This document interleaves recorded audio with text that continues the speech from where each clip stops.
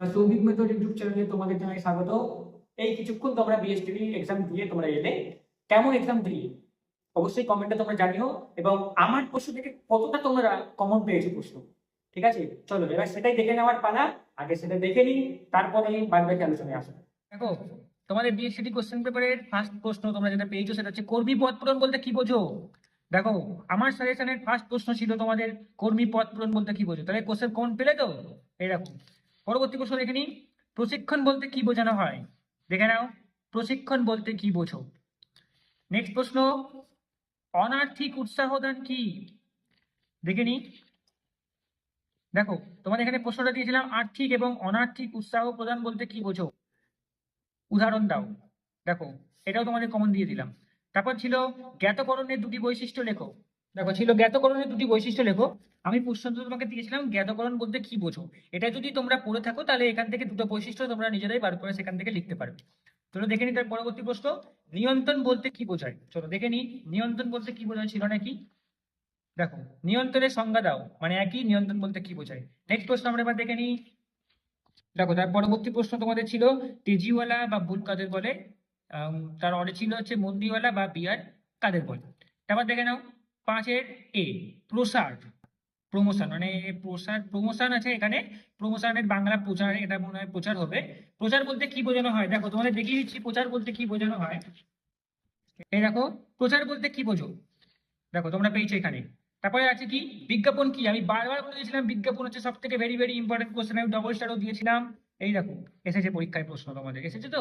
দেখো, তার পরবর্তী প্রশ্ন, নিয়ন্ত্রণের 3টি বৈশিষ্ট্য সম্পর্কে আলোচনা করো। মানে নিয়ন্ত্রণের সংজ্ঞা যদি তোমরা পড়ে থাকো, বৈশিষ্ট্য তোমরা এমনি লিখতে পারবে। এবং নিয়ন্ত্রণ প্রক্রিয়ার 3টি গুরুত্ব আলোচনা করো।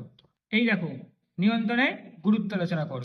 তার পরবর্তী প্রশ্ন দেখে নিই, মূলধন কাঠামোর ধারণাটি ব্যাখ্যা করো। কার্যকারী মূলধনের একটি ধারণা দাও। এই দুটো প্রশ্ন দেখো ছিল কি। এই দেখো, মূলধন কাঠামো বলতে কি বোঝো, আর ছিল কার্যকারী মূলধন বলতে তোমরা কি বোঝো। দেখো, 8-এর দাগের তোমার এর প্রশ্ন ছিল টাকার বাজার সম্পর্কে সংক্ষেপে আলোচনা করো। মূলধন বাজার সম্পর্কে সংক্ষেপে আলোচনা করো। ব্যাংক এবং ডিপোজিটরি 3টি সাদৃশ্য বা মিল লেখো। আর বোম্বে শেয়ার বাজারের প্রধান প্রধান উদ্দেশ্যগুলি লেখো। এবার দেখাই।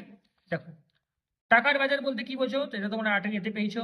মূলধন বাজার বলতে কি বোঝো, তোমরা 8-এর বিতে পেয়েছো। এবং পিএসি মানে বোম্বে স্টক এক্সচেঞ্জ, এর প্রধান উদ্দেশ্যগুলি লেখো, যেটা তোমরা 8-এর ডিতে পেয়েছো।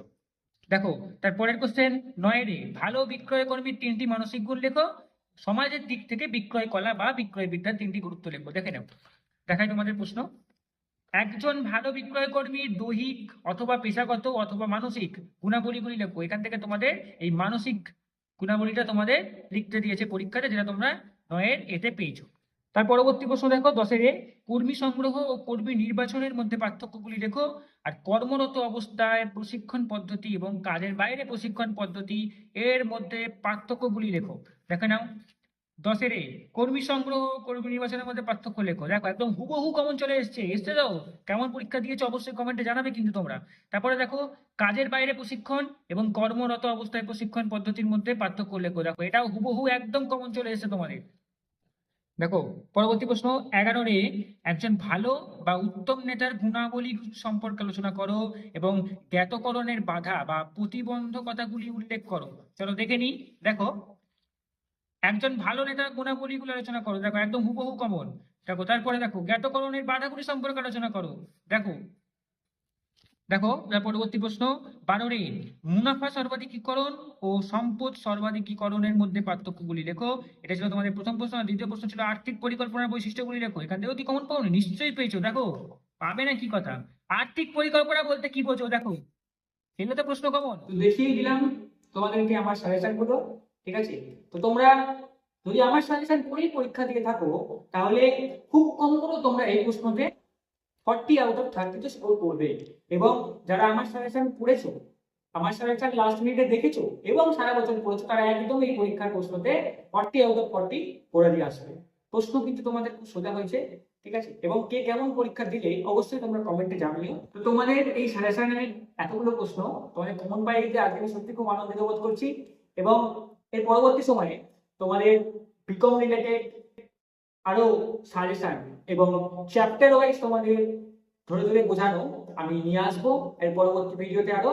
এবং চ্যানেলে যদি তোমরা নতুন হয়ে থাকো অবশ্যই চ্যানেলটিকে সাবস্ক্রাইব করে রাখবে, এবং ভিডিওটি ভালো লাগলে লাইক এবং শেয়ার অবশ্যই করে দেবে, তোমাদের বন্ধুদের মধ্যে পাঠিয়ে দেবে। আর হ্যাঁ, হোয়াটসঅ্যাপের লিঙ্ক তোমাদের ডেসক্রিপশনে আমি দিয়ে দিয়েছি, তোমরা ঝটপট করে ওখানে গিয়ে হোয়াটসঅ্যাপ গ্রুপে তোমরা জয়েন হয়ে যাও। কোন দিন কোন সময় তোমাদের কি ভিডিও আসবে আমি সেখানে আগেই নোটিফাই করে দিই, এবং তোমরা সেই নোটিফিকেশন পেতে তোমাদের খুব সুবিধা হবে। চলো আজকে এই পর্যন্তই, দেখা হচ্ছে পরের ভিডিও।